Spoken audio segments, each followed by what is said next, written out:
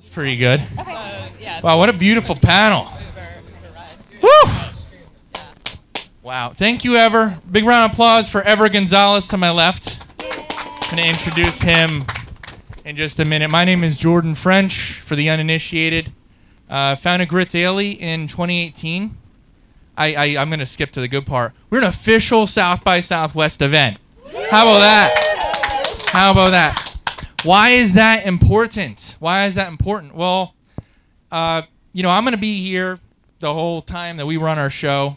That's just, how events go. But there's other events going on out there. And I'm not going to lie. I'm not going to hate on them. But it's pretty corporate. It's hard to pull this stuff off in an official way. We are an independent media outlet here at Grit Daily and sister outlet Block Telegraph. We're a media house. We are here to make content. That is our purpose. But back to the little, sort of corporate bit. Not to hate on big corporations at all, and this is not that kind of show. But it's difficult. It's difficult to break in to officiality. And I want a big round of applause for this team. Hard at work to make that happen. John Biggs is with me. Big round of applause for John Biggs. Yay. John, come up. You on the phone, John? John's working literally as we speak. John's former at EIC at Gizmodo and TechCrunch. You guys might know his name from as the East Coast editor, fixing all of their errors back in the day. Pete Salib is here. I've worked with him on revenue items. Big round of applause for Pete. Working really hard. Yep. Ozzy the bartender. Big round of applause for Ozzy the bartender. Ozzy's here. Get your drinks from him. If you don't have a drink in hand, go visit him. This is an event. And Juan. Big round of applause for Juan. He's whipping up some breakfast items. And he'll have some lunch out for us very shortly. Oh, it looks like he's got some out there, so enjoy yourselves. And then last but not least, Ken and Lachelle on AV. Never get enough praise for what they do. Really, really. And awesome. I really appreciate, I'm so grateful to have you out here. I'm so blessed and happy that we're able to do this every year. It's actually our fourth year of South by Southwest. It's amazing what we're really able to do. I mean, really. Like, to be able to create the content that we want. Get a lot of speakers here. They are not who will be accepted at the convention center. I mean that. Like, they would not be accepted for one reason or another, but they're all deserving, and they have a home right here. So big round of applause for you all to have a home right here at Grit Daily House. And I'm going to hand this over to Ever Gonzalez, good friend of mine. It's been years together to kick us off with the very first panel. I'm going to hand you mic and let you take it away. Thanks, Ever. Thank you. Give it up for Jordan one more time.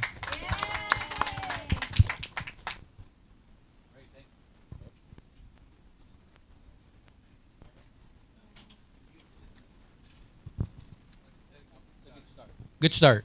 Yes. Welcome. Thank you. Grit Daily House. We're excited to be here. Jordan and team, thank you for having us. We are excited to be here. We're going to be talking about podcasting and brand building. And so I feel like I have the murderer's row of brand building and podcasting for a lot of different reasons. And we have these guys because they have different views on how to do it, different backgrounds. And so we don't have very much time, so we're going to get right into it. My name is Ever Gonzalez. I'm the founder of OutlierHQ. We run the Outlier Podcast Festival. We do about 3 or 4 events a year all over the U.S. Anything to do with indie podcasters, indie creators. We're going to be in L.A. in May and Toronto in September. So check us out, outlierhq.com, outlierhq.com. Again, we don't have very much time, so I'm going to have these guys take 30 seconds to introduce themselves, and then we're going to jump right into it. Drew? My name is Drew Ryn. I am a musician, touring musician, recording artist, and I started podcasting as a way to sort of build that brand, but also it was really important to me to be able to not just rely on other people to control the narrative about my music and my public persona, but to really own your own narrative. And so music, podcasting, influencing, TikToking, I do it all. Hi, everyone. I'm Jaclyn Schiff. I'm the founder of PodReacher, which is a content repurposing agency. We work with B2B SaaS companies. Probably a bit of an outlier, pun intended, on the panel. So I don't currently have a podcast, and one of the reasons I say is because we support a lot of podcasts, and I see the work that goes into it, and it is a grind, and you have to be very committed. But I've seen a lot of different things in the industry, and happy to be here whenever asked. Hey everyone, I'm Claire Campos O'Neill. So I have a podcast, but before that I ran for office for the Texas House of Representatives for House District 51, which is actually, this is House District 51, believe it or not. Spoiler alert, I didn't win, but I launched a podcast from that experience. Campaigning, I learned that no one really knows anything, including myself in some areas, to be honest. So my show, Go Behind the Ballot, seeks to demystify Texas politics, and we try to be welcoming of all people. We're going to explain things to you. Our curiosity tends to lead towards progressive policies because we're like, we want everyone to have a great life, and that's where it tends to land. But we just try to explain and be educational. So that's what we're doing with my show. Hey y'all, I'm Eric Mitchell. I am the founder of LifeFlip Media, and when I'm not running LifeFlip Media, I am a political and sports analyst on national TV. So with podcasting, our background is putting our clients on them and help them build podcasts when the time calls. So that's what we do. Great, thank you very much. Now I have a long list of questions that I am going to be asking and topics that we're going to be discussing.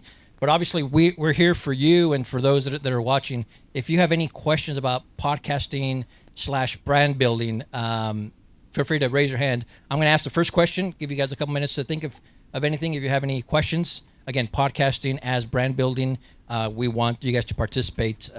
Again, we have plenty of questions, but we want to hear from you so we can help as much as we possibly can.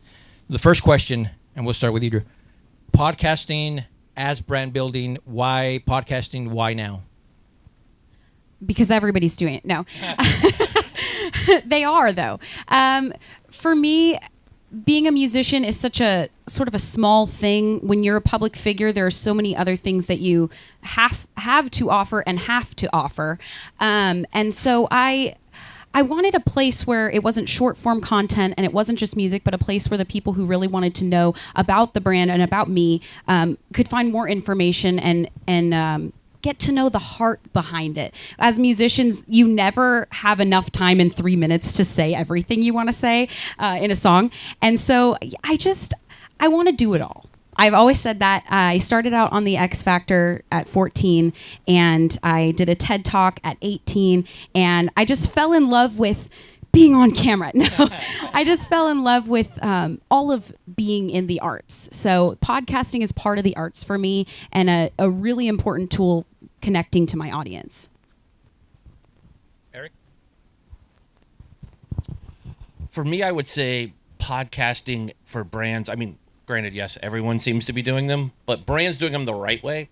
I took a podcast where I was practicing sports, being an analyst, and doing it during COVID.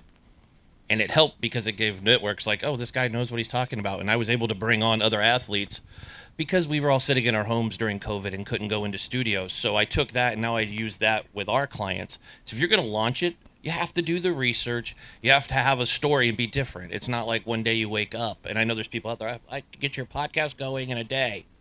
But you got to do the research and get everything going first.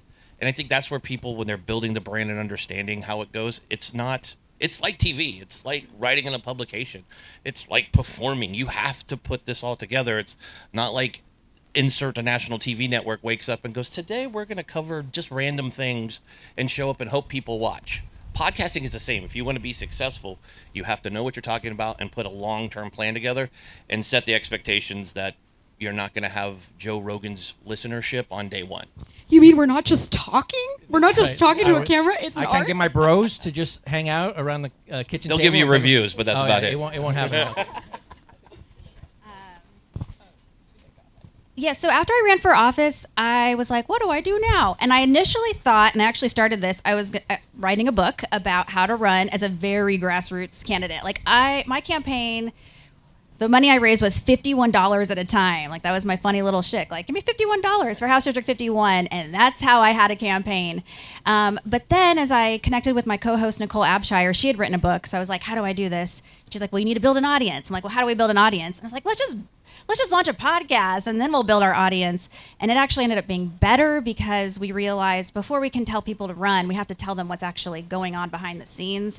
Like, why is our state this way? There's a reason. There's political choices that create the way the roads are, the water we drink, like someone's deciding that.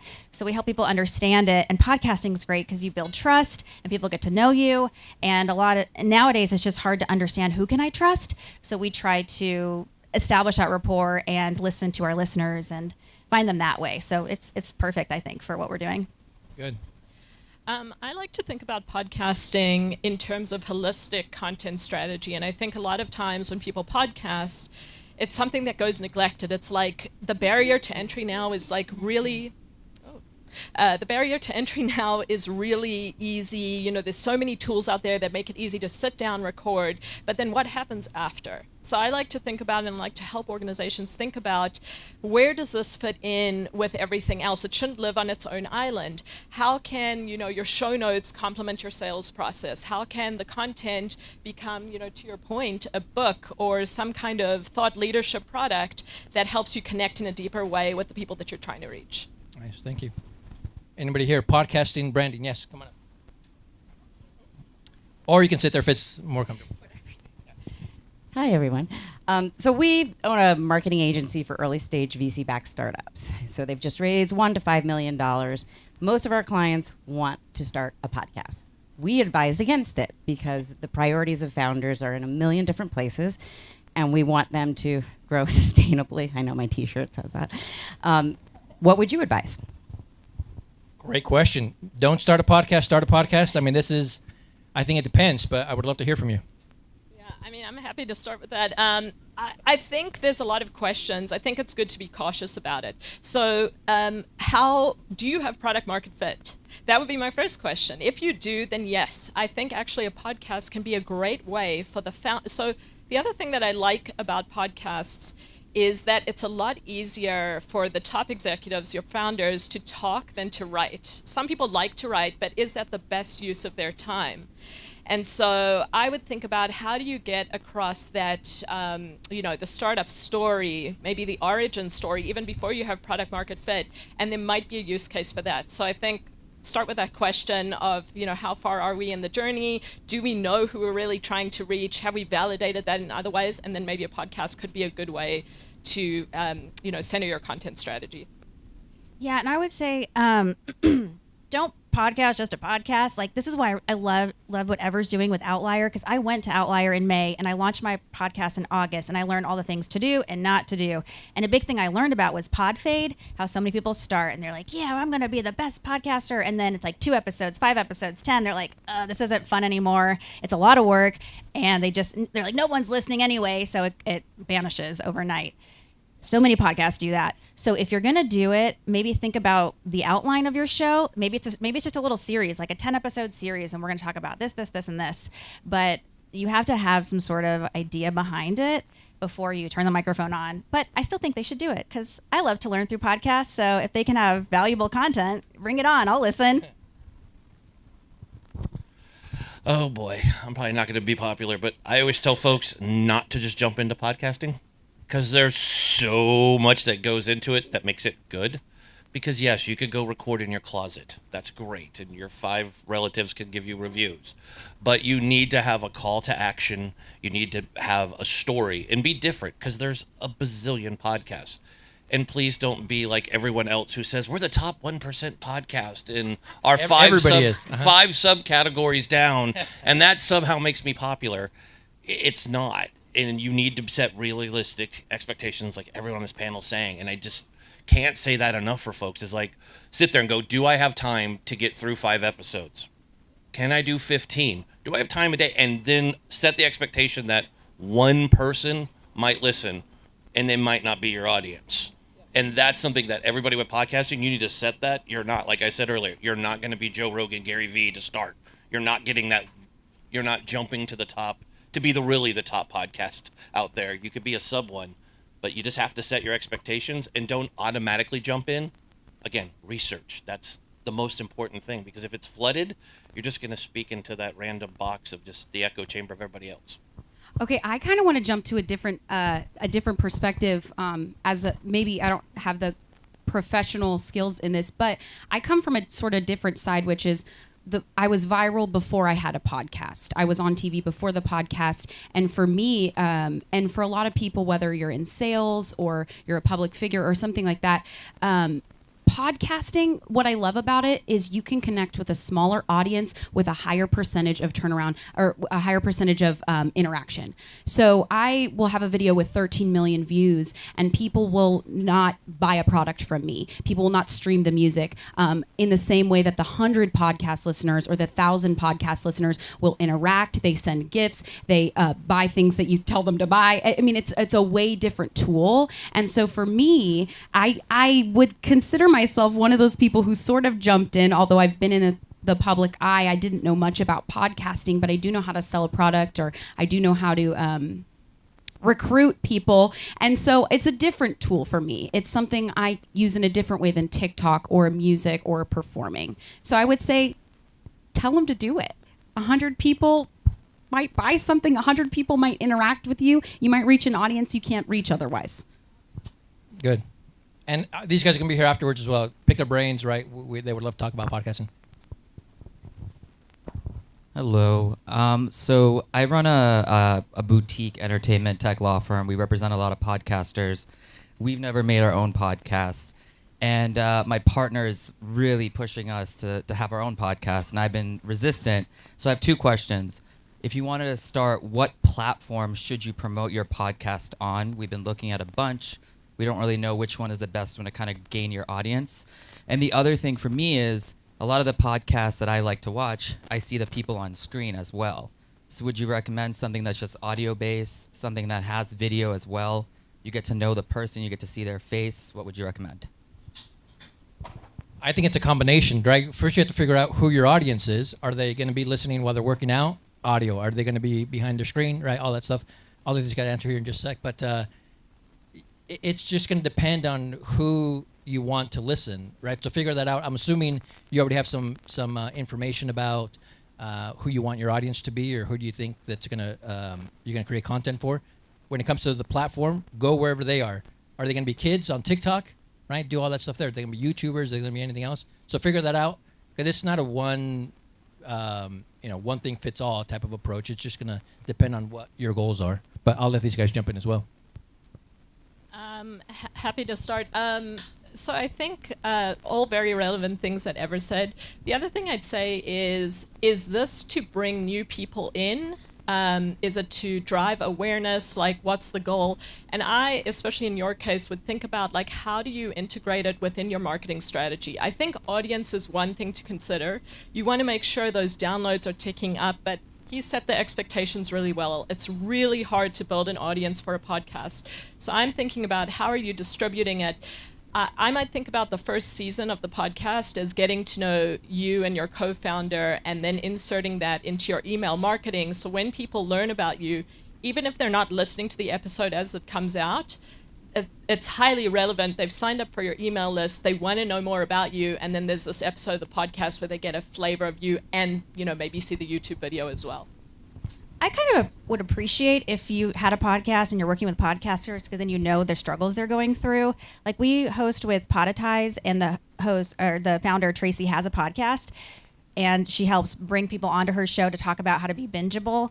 And I really appreciate that, because she's like in it with us, understanding. And as a candidate, I would get a little irritated when I would go to trainings and the people training me like never ran. I was like, you don't really know how hard this is. Like, you don't know what it's like calling your friend being like, I need $51, like, please. So yes, or like, think of the goals, but also I think that unique experience you'll get is really valuable. Last question from the audience. Yes, Larry. When it comes to branding, there's a lot of times there's confusion, because on the podcast you have the podcast brand. A lot of people are using podcasts for their business. So you have your business brand, and then you also have a personal brand. So how do you differentiate between those three types or levels of branding within a podcast? Great question. I'll go. I'll go first. That's a great question. I do want to answer the real fast, kind of do a twofer. When you're talking about doing video or not doing video, I'll be the TV person and tell you always do video. It looks better and actually helps. If you're working with a media agency or a PR rep, publicist, seeing you on TV or seeing you on a podcast helps us pitch producers and show you what you look like and that you can talk on camera. When you're just audio, it doesn't give you, can you look at the camera? Do you make eye contact? Do you do weird things? So don't do that, but always do video when you can. You've seen some of the top podcasts out there now doing video. And second, when it comes to differentiating branding from a personal side and a brand side, that's when you put the CEO of a company on a podcast and they get to go represent and do their own talk and they build their personal brand off of that. They represent the company. Then you can have other people go do that, but you always separate the two, if that makes sense. I'm trying to make sense here, but that's what you do is you separate the two by having the leadership team always get the executive buy-in, but make sure to go off everyone's point here, they're listening to podcasts and understand. Because if you don't listen to podcasts, true story, I've had people go, we need to get on this person's show and they're great, and do you think they'll talk about XYZ? And literally the top topic was something that this person does on their show all the time, and they're like, do you think they mind? So actually it showed they had no idea what they're talking about, so you have to walk them through. Love it. Anybody else on personal branding? No. Yeah, let's do it. All right, thank you very much, everybody. So, did this turn into a podcast, or do you need more? Do you need more time? No. You all right? No, we're good.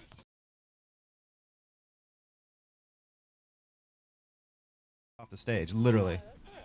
Go, do one more. Go. You good? Go for it. Yeah, we're good. All right, sounds good. Thank you very much.